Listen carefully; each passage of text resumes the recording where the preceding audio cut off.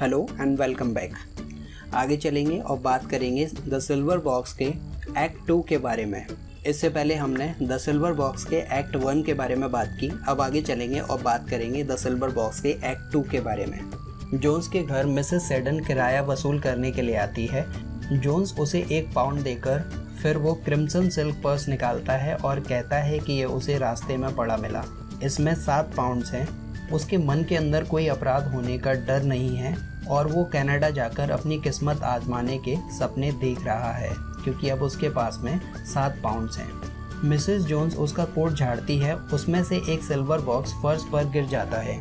ये वही silver box था जिसके बारे में मिस्टर बार्थविक मिसेस जोन्स से पूछताछ कर रहे थे। मिसेस जोन्स के पूछने पर उसके पति जोन्स ने बताया कि ये डिब्बा उसने नशे की हालत में कहीं से उठा लिया था। उसने कहा कि वह उस डिब्बे को नदी में फेंक देगा। कोई उसे चोर कहे ये उसे पसंद नहीं, लेकिन मिसेस जोन्स उसके एक्सप्लेनेशन से सेटिस्फाइड नहीं होती। वो उस पर आरोप लगाती है कि उसने उसकी इमेज खराब कर दी। जिस घर में वो काम करती है जोन्स ने उसी घर में जाकर चोरी की।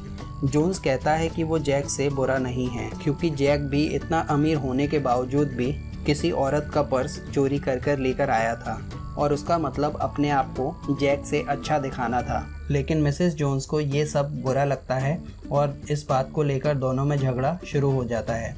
स्नो एक जासूस है जो कि प्लेन ड्रेस में आता है। उसे मिस्टर बार्थविक ने सिल्वर बॉक्स का पता लगाने भेजा है। वो अंदर जाता है और डिब्बे को अपने कब्जे में कर लेता है। बॉक्स पर जेबी लिखा था जिससे उसे कंफर्म हो जाता है कि ये बॉक्स बार्थविक का ही है। स्नो मिसेस जोन्स को हिरासत में लेना चाहता है लेकिन जोन्स उससे कहता है कि ये बॉक्स उसने चुराया है, उसकी पत्नी ने नहीं। जब स्नो मिसेस जोन्स को दरवाजे तक ले जाता है और अपने साथी पुलिस वालों को सीटी बजाकर बुलाता है तो जोन्स स्नो को पीट देता है। पुलिस वाले पर हाथ उठाने के जुर्म में स्नो जोन्स को गिरफ्तार कर लेता है और अपने साथ ले जाता है। स्नो वापस जॉन बार्थविक से मिलने आता है और सिल्वर बॉक्स दिखाता है। वो बार्थविक को बताता है कि पुलिस वाले को पीटने के अपराध में उसने जोन्स को गिरफ्तार कर लिया है। आगे वो बताता है कि जैक खुद उसे घर में लेकर आया और उसे शराब पिलाई और ये सच है कि जोन्स यही बयान जज के सामने भी देगा। स्नो बताता है कि सिल्वर बॉक्स के अलावा एक क्रिम्सन सिल्क पर्स भी मिला जिसमें पैसे भी थे। केस में जैक का नाम होने से बदनामी के डर से मिस्टर बार्थविक चाहते हैं कि ये मामला यहीं ठंडा कर दिया जाए। वह गरीबों के प्रति अपनी सिंपैथी जताते हुए कहते हैं कि जोन्स के अगेंस्ट मुकदमा ना चलाया जाए।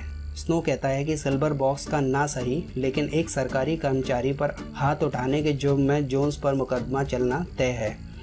वो मिस्टर बार्थविक को एक अच्छा सा वकील हायर करने की सलाह देता है और सिल्वर बॉक्स को कोर्ट में पेश करने के लिए ले जाता है। जॉन बार्थविक को डर लगता है कहीं उसका नाम न्यूज़पेपर में ना आ जाए जिससे उसकी इमेज खराब हो सकती है। जैक की माँ को ये सब सुनकर शॉक लगता है। जॉन कहते हैं ऐसे कई सिल्वर बॉक्स खो जाएं उन्हें कोई परवाह नहीं, लेकिन उनके बेटे ने पर्स चोरी किया ये उनके लिए सबसे बड़े अपमान की बात है। फिर उसके बाद वकील रॉपर आता है। मिस्टर बार्थविक उसे सारी घटना बताते हैं और कहते हैं कि मिसेस जोन्स निर्दोष हैं, गुनहगार उसका पति जोन्स है। मिस्टर बार्थविक रॉपर को कहते हैं कि जैक के पर्स चोरी करने का मामला सामने आ गया तो न्यूज़पेपर उन्हें बदनाम कर देंगे। मिसेस बार्थविक जैक को समझाती हैं कि तुम ये बता देना कि तुमने जोन्स को घर के अंदर नहीं घुसेड़ा था। रॉपर सलाह देता है कि जैक घटना का कोई भी जिक्र ना करे और कोर्ट में ये कहे कि उसे कुछ याद नहीं। So this is the end of the act 2। आगे चलेंगे, बात करेंगे एक्ट 3 के बारे में।